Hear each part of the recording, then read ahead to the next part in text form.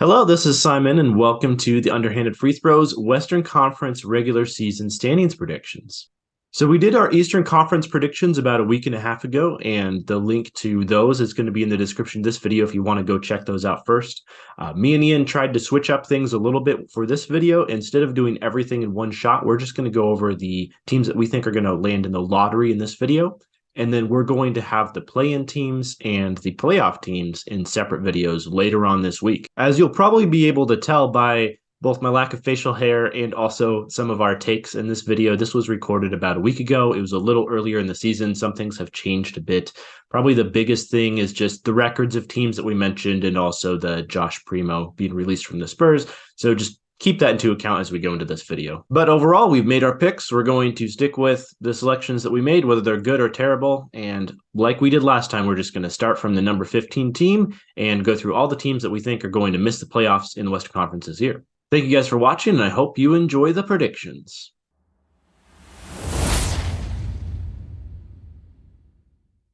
So on to our Western Conference predictions. How this works is we're going to start from the bottom and go to the top, ranking the 15th through first teams in the West, just like we did with the East last week. We're going to keep things a little bit quicker since we've already gone so in depth on every team in the West.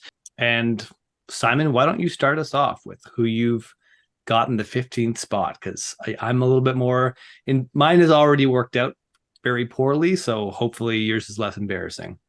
Well, I'm not sure if that's going to be the case. My number 15 seed for the West that I'm predicting is going to be the Utah Jazz. And going into the season, the thought process was definitely, it's Danny Ainge. He's going to want to tank. He's going to want to get as good of a draft pick as possible, really.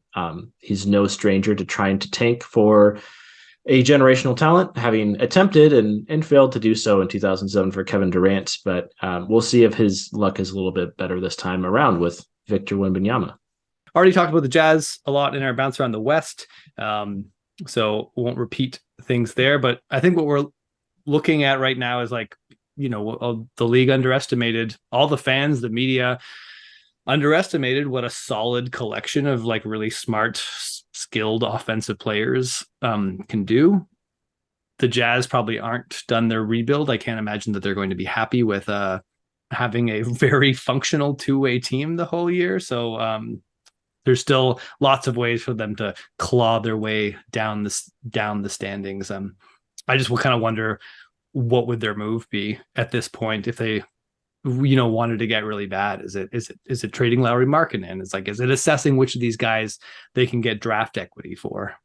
Well, I think Lauri Markkanen has to be the major move that they could make, both in terms of making their team worse for a draft pick as well as getting value back from that trade. Because Markkanen was, not a standout player, but a solid rotational player for the Cavs last year, and he seems to have taken a step forward, at least very early on in this young 2022 season. He's already one of the league leaders in VORP, and he's had 3 pretty impressive performances so far for the Jazz. But they have a lot of other veterans. Jordan Clarkson has played well so far. Matt Conley, Jared Vanderbilt's been very solid. If Danny Ainge wants to go fire sale mode, they absolutely could, and probably get at least a couple of lottery protected first round picks for some of those guys. So I had this team finishing 30th in defense, and I thought that was the safer one than the offense. I felt there was actually a decent chance that they were okay on offense. I didn't personally predict that they would be ranked high on offense, but if they ended up being the 15th ranked offense, it wouldn't be crazy with all just the sort of shooting and shot making they had on the roster. What I think is going to be a bigger challenge for them to get bad at is their defense, because Jared Vanderbilt is an extremely versatile defender in that front court, and Walker Kessler is just showing that he's going to be an instant impact guy instead of a long-term project. He's been super mobile, more like a lot of people didn't know how his mobility was going to project to the NBA level, and it's projecting, baby. That defense, that mobility is projecting, and he's a rim protector. I do not see them wanting to give up Walker Kessler because he's a long-term piece, so that's going to they've got some obstacles to get down to. We both guessed the Jazz in that 15 spot there. Danny Ainge is with us. He's on our team. Hopefully we can both work together and make our dreams come true. Yeah, I also made the same mistake, thinking that the Jazz would just be putrid offensively. But Walker Kessler picking up right where he left off, leading college basketball in blocks last year, and he's been a solid rim protector, averaging 2 blocks a game, which is pretty good by NBA standards for a guy who's still not playing heavy minutes, 21 minutes a game just in these first 3 games. So he's been surprisingly really solid on the defensive end of the floor, and probably a little too good for Danny Ainge's taste. But anyway, in terms of other teams that we think are bad, who did you have finishing 14th in the West this year? Very sadly, I put the Thunder down in that 14 spot. I have them finishing as the worst offense in the NBA, but I have them finishing as about an average defense. Okay. Mark Daigneault last year did great things on defense. They got a ton of size in the backcourt. And there's clearly already a solid defensive culture developing there. So I'd be very surprised. I think they'd need to take I don't even know who would need to get injured there for their defense to fall apart. Like, they lost a lot of games of Lou Dort last year, and it didn't really seem to matter. There's the Chet injury obviously is a bummer, because I was ready to have the Thunder a lot higher this year. I was ready to maybe not get in the play-in yet, but just like at least for chunks of the season be threatening to make the play-in. But I mean, they've got a really, really fun backcourt, like Giddey and Shea Gilgeous-Alexander, one of the best names in the NBA, are very dynamic and very fun to watch, and they look like they're learning to play with each other. For the few minutes that Jalen Williams was available, he looked like he was also going to fit into the chemistry of that guard rotation. The Thunder, really fun. I really like watching them. I think that they, like the Jazz, will employ lots of strategic deficiencies to claw their way down there into the 14 spot. Yeah, I mean, I think your prediction's looking pretty good so far. The Thunder continue to be winless 3 games into the season. I will say the one thing that has been promising so far is Josh Giddey's jump shot has shown a little bit of improvement, just a touch. And he's still a poor jump shooter, but it's been better than last year so far. And Shea still looks like a dynamic offensive player, but thankfully overall their offense is not good enough where they're, threatening to get out of the lottery or anything like that. In the number 14 spot, I had another winless team, which is so far this season, which is the Houston Rockets. So do you have any Rockets thoughts early on this season?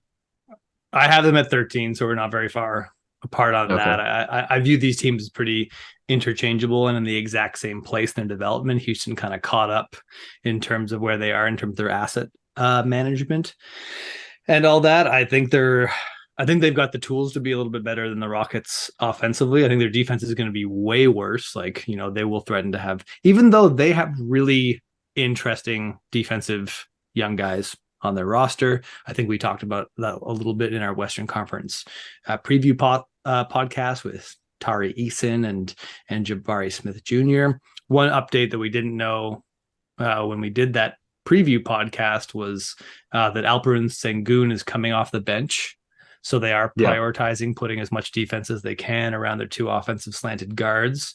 I think they're another team that is fun to watch. Both Jalen Green and Kevin Porter Jr. are looking like they're going to try to step it up this year and have little breakthroughs. And I love the collection of defensive sort of wing players. I just think building around young defensive pieces. Usman Garuba got a start the other night. It's just, I don't think you really ever see that. You don't see young defensive teams like this. So, and again, we didn't see anything from them defensively last year. So I think that will be a learning process for them this year, and they will be a poor defensive team and one of the 3 worst teams in the West. Well, yeah, the defense continues to be a struggle. Like right now, they're last in the league at defense. So the adjustments they've tried to make to be better at defense, at least so far early in the season, hasn't worked. Also, Jabari Smith Jr.'s shot, it has been pretty broken so far. He's just really struggled to put the ball in the basket, even though, he's scoring a bit just based on volume, but he's shooting around 30% from the floor and hasn't been able to hit his threes either. So at least early on,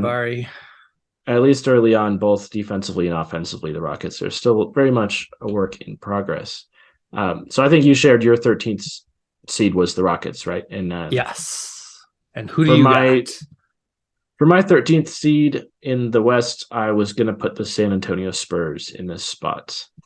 Just an overall kind of just lack of talent, I think, is the main issue with the San Antonio Spurs, even though they did kind of put the smackdown on the Philadelphia 76ers the other night. Despite Joel Embiid went for a 40-point game, and the Yep. San Antonio Spurs still won, which was surprising. But Yeah, but James despite Harden really that, fell off in that game, despite looking yeah, so he strong did. in the first two. Despite that one outburst, I still think the Spurs are not going to end up. I mean, they're in the green right now. They're 2-1 to start this early season, but I do think the Spurs are going to, as the season goes on, they're just so young, and Jeremy Sohan still looks very, very raw offensively. So Yeah, just a not a lack of strong start talent for is him. gonna keep them near the bottom of the standings. Yeah, I thought the Spurs. See, I have them just one spot up, so I feel like I can talk about them here as well. I thought the Spurs were going to be not good defensively, but just a Greg Popovich hardworking team and miserable offensively just because of the lack of talent. So far this season, they've actually been winning with offense and they've been a gross defensive Mm-hmm. team. Yeah.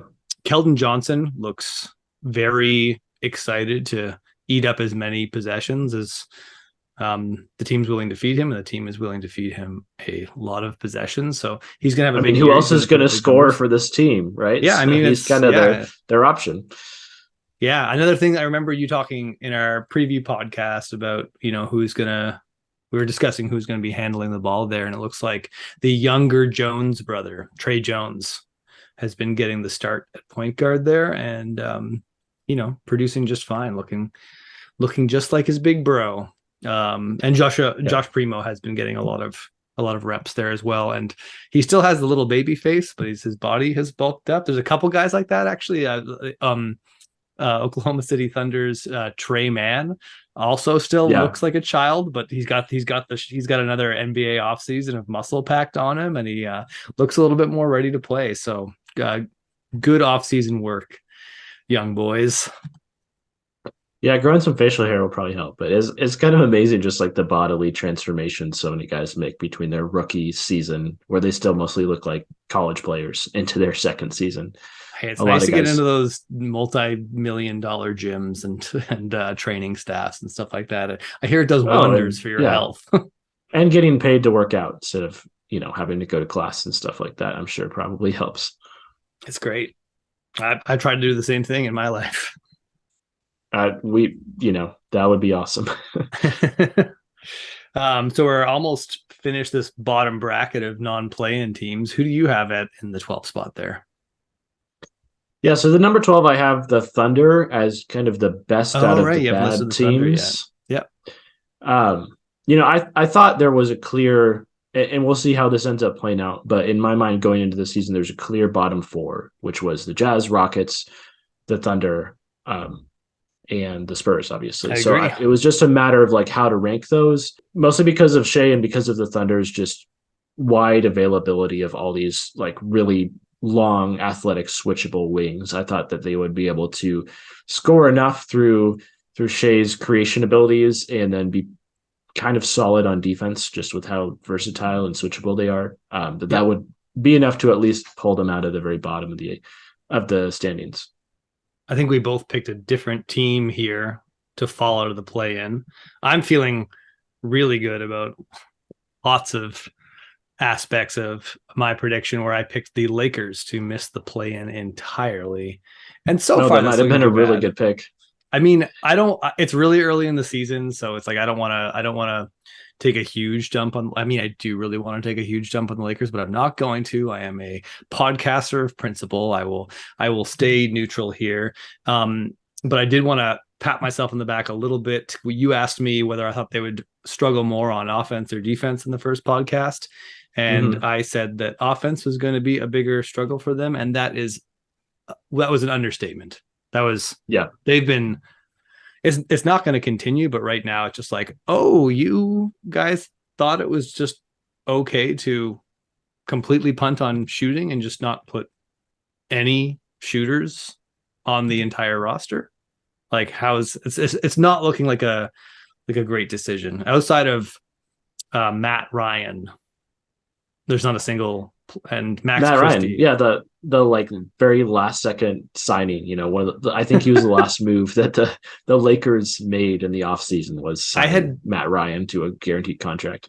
I had no idea who he was. I thought when I saw him like sub in because I watched their first game, I was like, when did they get Garrison Matthews? It's a huge pickup for them. Like he was Yeah, pretty useful for the Rockets.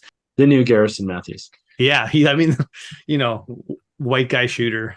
Sometimes sometimes you mix them up in this NBA, but yeah, I mean he's shooting 40% from three, so that basically makes him the best offensive player on the Lakers this year. It's a pretty ugly start. That'll change though. They're not gonna shoot